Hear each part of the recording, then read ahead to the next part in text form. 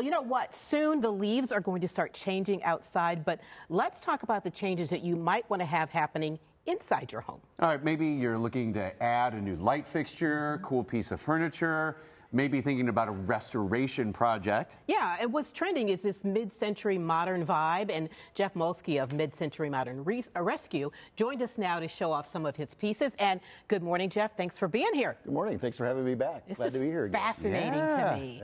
So you brought some pieces with you, but first let's talk about your business a little bit. Sure. I've been doing this almost 6 years now. Yeah. I started this as a side hustle for my corporate job, just for something to do on the weekends. Isn't that how the best things start? It was terrific. You start slow, and you kind of build up your skills and find your pieces. So I started with one little chair, redid that, sold it, and it took off from there. Wow, this is cool. So, I mean, you do like restoration of a lot of these things as well, in addition to finding them. Yeah, whatever needs to be done with it, I try to get them back to as original as possible, which means typically cosmetic fixes. These things were built so well that they typically don't need a lot of, repairs. Right. It's more cosmetic fixes that I do to them. What is fascinating is that you'll come out to someone's home, maybe a storage unit, and say, hey, that's probably worth some money. And I'll take it off your hands or pay you for it or whatever, right? Exactly. I'm looking and finding almost every day. I go into people's homes, I go into warehouses, I get to go to a lot of cool spots here within Cincinnati and find all kind of treasures that, most people didn't realize they had laying around. That is so cool. And not to mention the fact that I know we had mentioned before we came on the air here, it's almost like taking a little trip back in time.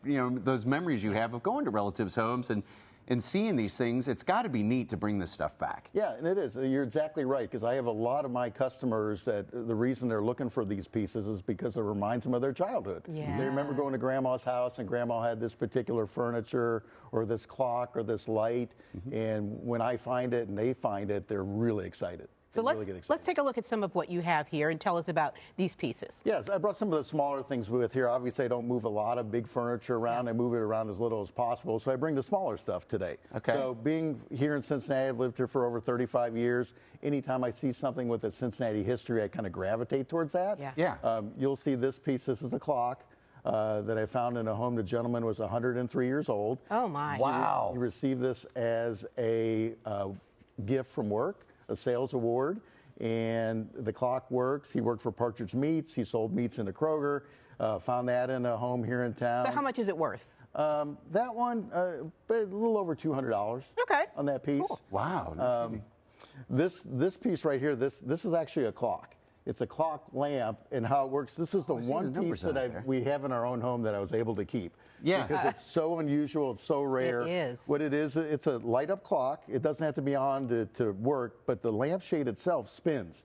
And you can see the little... So it says 10 o'clock, so that's right. You can see the little hand on there, and it'll tell you what time it is. Yeah. So this rotates very slowly. It's one of my favorite pieces I've ever found. And That's cool. Now, this wooden guy in the middle here, though, it seems like the curved wooden sort of lamps and things were just so big at one point. Yeah, made by true craftsmen. You could tell the amount of work that probably went into this clock by itself. I wasn't able to find the artist of it or who made it, but I typically don't care. I buy things by what they look like. Yeah. So when I look at this, I lift this up. Even that comes off of there. Comes off. And that's a little timepiece. It just hangs on this little thing. There's no rhyme or reason to the design. It's very mid-century modern looking. And this all is coming back, right? I mean, this kind of vibe is coming back. Exactly. Yeah.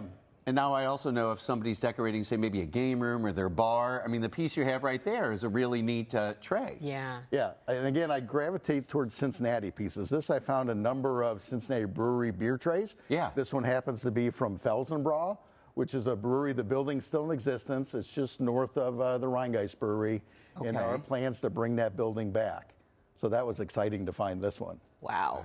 Now, how much would you say these pieces are worth? We talked about this one. Well, this one's not for sale. Okay. Right. That one I'm keeping.